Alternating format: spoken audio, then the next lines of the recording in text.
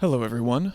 Now before you're intimidated by the length of this video, I wanted to give my too long didn't watch the full video quick summary of the 2022 Alameda City elections. I get that it's a cliche that these elections are super important, but like, for real. Especially if you're a renter, which is more than half of the island. A few hundred votes will likely decide if we have a progressive or a conservative majority controlling Alameda. A few hundred votes will decide if we have a pro-MAGA candidate as mayor. City council candidates like Jim Oddie, Hannah Groce, and mayoral candidate Marilyn Ashcraft represent renters, they represent working families, they represent small business owners, and, whether I like it or not, they represent the subsection of landlords that are actually decent people. Versus city council candidates Tony Daysog and Beusterien, and mayoral candidate MAGA Trish Spencer, who want to give as much power as they possibly can to corporate landlords, to Gallagher and Lindsay, and to that subsection of landlords who are just the greediest, nastiest people. Daysog, Beusterien, and MAGA Trish, they want to get rid of rent control. They want to get rid of just cause protections for renters. They want to get rid of any level of protection for tenants. And on top of that, MAGA Trish is regurgitating the National Republicans' talking points, fear-mongering about crime. Look, I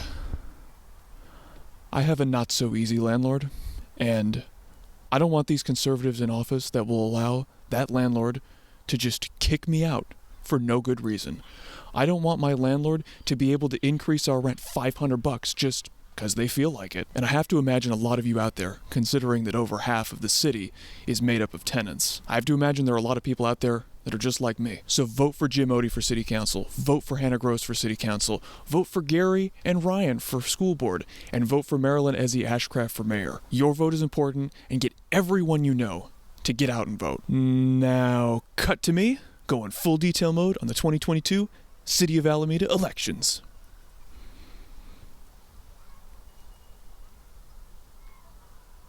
Did we cut yet? Start with Jim Oddie. Jim Oddie. Hi, Jim. Jim Oddie, he's been on city council before. He was one of the architects of the last decade of progress that we've seen in our city. Oddie has the nickname Just Cause Jim because he is one of the biggest advocates for renters on this island. Because of leaders like Jim, we have one of the most robust rent control laws in the entire state. Jim led on increasing the minimum wage in Alameda to be more on par with other cities that border us, so that Alameda is not behind. Jim helped lead the effort to create a wellness center for homeless elderly people. If I'm going to sum up Jim Oddie, I'll do it like this. Jim Oddie is a genuinely good person fighting for good things to make people's lives better, and he's effective, which is probably why the corporate landlords hate him so much. So with Jim, you got experience. You know what you're getting with Jim, and it's good. With Hannah Groce, I think you have upside. This is her first time running. She is a millennial Bernie supporter. We know she's on board for all of the renter protections, the rent control, increasing the minimum wage, and all the good environmental stuff that you get with Jim Oddie. If policing is an issue for you, Hannah Groce is the #1 candidate, as she wants more civilian oversight over the police department. Now see, with Jim was a leader on the previous decade. Oh my god. Did you hear it? The cuckoo clock went off. Anyway, Jim has been at the forefront of this last phase of progress for Alameda. And I think that people like Hannah Groce are going to be the leaders of the next phase of progress for our city. People like Hannah Groce, people like Jim Oddie, people like the liberal mayoral candidate we'll be talking about, they are a buffer against unrestricted power of corporate landlords and the subsection of landlords that are just greedy and out for squeezing their tenants for every last nickel that they can get. You know, if you're a landlord and you just want a steady income and you want, a little bit of wealth maybe to pass to your kids, you're not going to have a problem with the rent control in Alameda. You're still going to make money. You're not going to have a problem with just cause eviction protections, because the only reason you kick someone out is if you had a really good reason to kick them out. I hear at city council meetings, these people come up and go, I'm not one of the greedy landlords, but I hate this rent control because I want to increase rent as much as I possibly can. And it's like, listen, if you're one of those people, you are a greedy landlord. You are one of those bad people. I don't know what's more offensive, the lie that, I'm not one of the greedy ones, or the idea that they're like actually hitting the copium and deluding themselves so hard that they actually believe it. And it is just beyond my understanding that there are people in this town that want to give corporations so much money over people that are working their butt off just to make it month to month. And there are politicians that want that, and we'll get to them. Listen, Hannah Groce, being a first-time candidate, does not so much have the name recognition. So, spread the word. Share this video. Share it on Facebook. Share it on the Alameda Peeps. I'm sure they'll love it there. Share it on Reddit. Just share it to individuals. Email it to people. Get people's name recognition up, particularly Hannah Groce. Okay, so if you look in like the description box, there's going to be time codes for when I'm talking about each individual candidate. I'm going to talk about the 3 more city council candidates, but like if I made a good enough pitch for Hannah and Jim, like I'm not gonna shame you for skipping to school board. So just skip if you want to. So we're gonna talk about Tracy Jansen. Tracy Jansen is in the middle of the 2 polls we've got going on here. We've got the progressive Jim Oddie, Hannah Groce side. We've got the conservative Tony Daysog and Paul Beusterien side. Tracy Jansen's more of a liberal Democrat. So yeah, Tracy Jansen, she was on the Alameda Health System. I think she's been on school board too. So she's got quite a bit of experience in government, and one of her big issues is getting the city manager hired and having that position stabilized, because we've had a lot of instability with that particular position, and city manager's really important. And she wants to build more housing all over the island. She really emphasized that she doesn't just want it built on the west end. She wants it built all over the island. And that's a good thing. And wants incentives to convert the bigger single-family homes into duplexes. We got more people. We need more housing units, just how it's got to work. But ultimately, in comparing Tracy Jansen to the other candidates, I think Jim Oddie has her beat on experience, and both Jim and Hannah have her beat on the policy. All right, now for our 2 on the more conservative end, we have Tony Daysog, an incumbent. He's been in office I think this is his 3rd stint on city council. He's a bit like herpes. He just keeps coming back. And then the other guy is Paul Beusterien. Hello, Paul. You'll notice Tony Daysog, this is not his website. This is a Better Alameda. I couldn't find his website if he even has one. A Better Alameda is somewhere between a front group for corporate landlords and a group of Republicans who basically just want to give as much power to the greedy subsection of landlords as humanly possible. So the fact that A Better Alameda has endorsed Tony Daysog, and then they also endorsed Paul Beusterien. There we go. Look at that. Our candidates, Paul Beusterien. So, also endorsed by A Better Alameda. What a 1984 newspeak this is. Okay, anyway. Listen, I don't want it to be all negative. Big positive with Tony Daysog, other than the experience, if you're into that, is he wants to bring BART to Alameda. I think that would be a huge boon for Alameda. Major convenience in terms of traffic as well. Now we get into the not-so-good stuff. Both these dudes are NIMBYs. So Tony Daysog helped lead the campaign against Measure Z in 2020. I made a video on Measure Z. It was actually one of the first videos on this channel. It does not reflect well on him, let me put it that way. It's about building more affordable housing units. So I tuned into a city council forum, and this Paul Beusterien guy, I swear, every answer was, well, I worked at Google. Paul, what do you think about diversity and inclusion? Well, I worked at Google. What do you think about environmental policy? Well, I worked at Google. Listen, I'm not going to BS you. I was pretty frustrated because I'm very policy driven, and to not be given policies is just irritating to me. And it always makes me suspicious. What does A Better Alameda know that Paul Beusterien is not telling the rest of the public? I'm going to big picture it for you right here. If Trish and these 2 win, they're coming after your just cause eviction protections, they're coming after rent control, and they're going to try to stagnate our city's progress as best as they can. And they ultimately have the goal, whether it's because they're bought off by the landlords or because they just have a conservative ideology, or I don't know, they like causing pain to people that are lower than them on the social hierarchy. Whatever their motivation is, these 3 want to maximize landlord profit. Paul Beusterien, Tony Daysog, and the other candidate that ABA has endorsed. We'll get to her in a second. So yeah, not a fan of these guys. All right, listen, I'll make this fast. We're talking about school board. Gary Lim, this dude's the incumbent. Solid progressive dude. Ryan Lalonde, he's running for the first time. Another solid progressive dude. These two do not want to privatize their education, give them over to corporate charters, which is a good thing.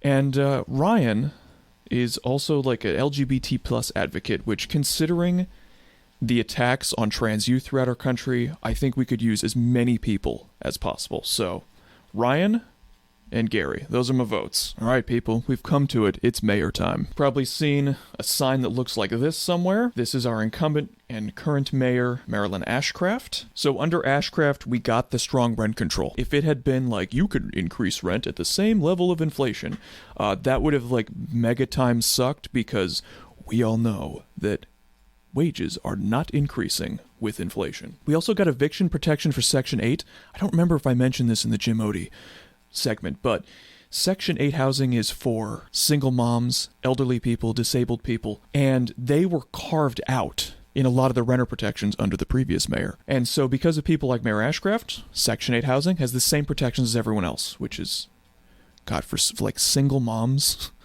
for disabled people, and elderly people.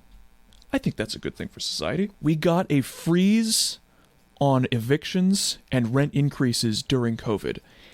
And I guarantee you that under Ashcraft, we got them for a much longer period than we would have gotten with Trish Spencer had she won in 2018.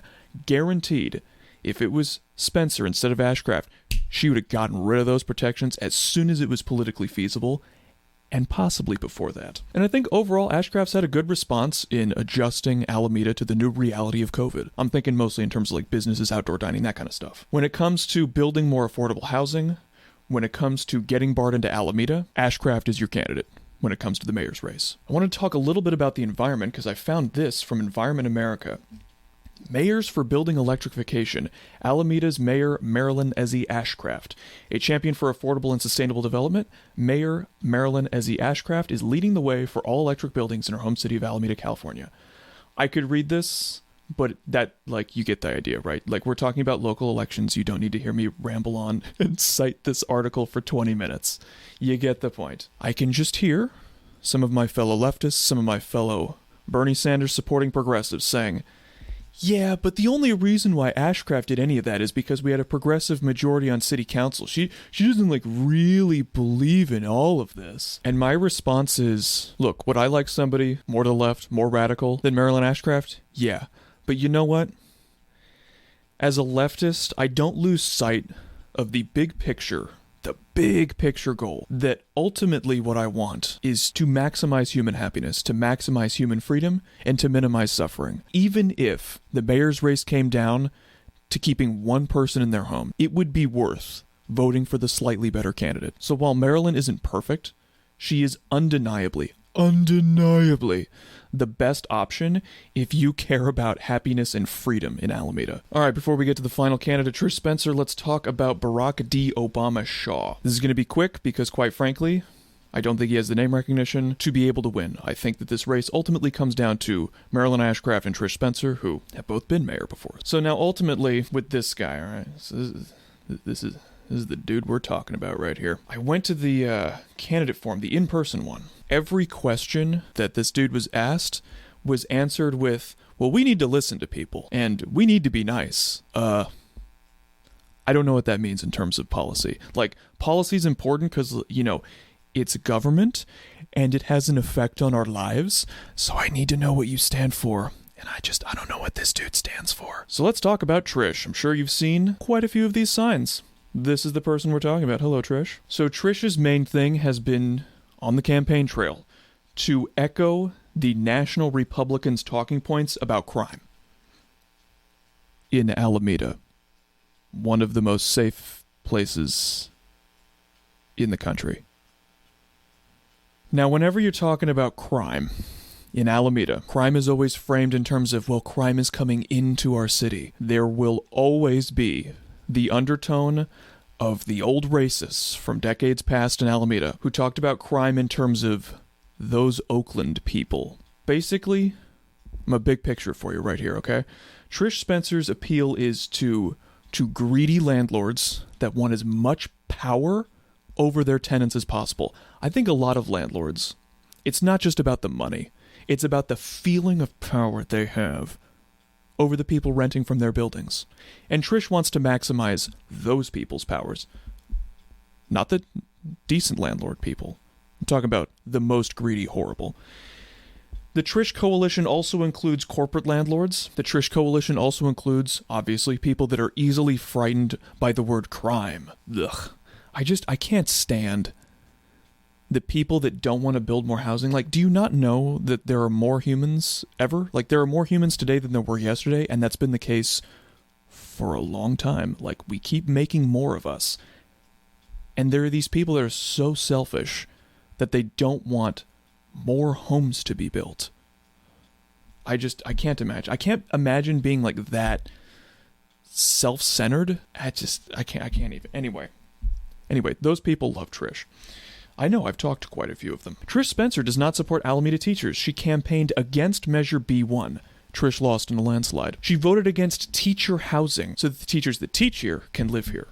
She was against it. If it wasn't bad enough that Trish wants to get rid of all of our rent control, she also supported Measure K with out-of-town corporate investors against renters. Measure K was put on the ballot by corporate landlords through a dishonest petition campaign, and Measure K would have gotten rid of just cause eviction protections.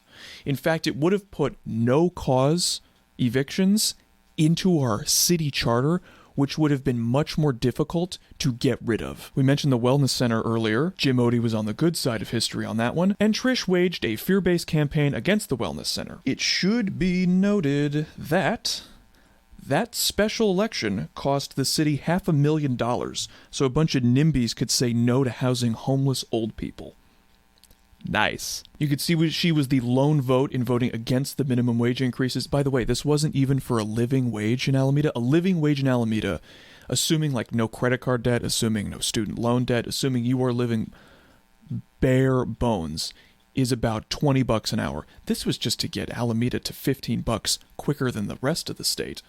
And she voted even against that. So I wanted to show you this. I get my hands on all sorts of cool stuff. So this is survey done in 2018, around the time of the minimum wage vote. Dun, dun, dun. An increase in the minimum wage makes sense because it's expensive to live in Alameda and the East Bay. And look at that. You've got over 3/4 of the city agreeing with that. Trish voted against 3/4 of the city. And finally on this graphic you have Trish does not support the LGBTQ community. She voted against the AUSD Lesson 9 anti-bullying curricula. She lost 4-1. Yeah, the LGBT plus community, not the biggest fans of Trish in our town. Here are the FOIA requests that led to a violation of a lot of people's privacy. And you will see. Oh man, can you see? Hold on. There you go, now you can see. Now my face isn't blocking it. Look at that, Trish Spencer, right there. This was her FOIA request. So these FOIA requests effectively doxed the people who volunteered on police reform committees. Now, if you went to any of the protests, you'll notice there were a lot of high schoolers. So you might be thinking, did this FOIA request by Trish Spencer really dox kids? And the answer is yes. I like this comment. I have yet to hear one explanation about what public good is served by releasing these names at all, but much less on Nextdoor by a sitting council member. There is no good reason. Trish and Foreman and company are going to do everything they can to keep marginalized voices in Alameda as silenced as possible. It's racist tyranny. Hey, remember the crime stuff we were talking about earlier? They figured how to weaponize FOIA to achieve this goal. This should be disqualifying. Doxing kids should be unacceptable. And if you care about safety, I cannot imagine voting for this person. If we were living in Ohio or some sort of purple area, I don't know, Fresno, I guarantee you that Miss Tough on Crime, pro-business, pro-landlord, pro-corporate landlord would be running as a Republican. But because 80% of our town is registered as Democrat, she's running as a Democrat. I am very deeply aggravated by people who lie to gain power. And I think I might even be more offended by people who use fear in order to gain power, especially when those fears are illegitimate, which they so often are, coming from the right wing. Alright, so I'm going to end it there. If you made it this far, please, please, please, give me a thumbs up, like and subscribe. And also, please share this video. So many people just don't have good information about who's running in city-level elections. Show some love to some local Alameda content creation. With that, I'm going to close out the video. Have a lovely rest of your day.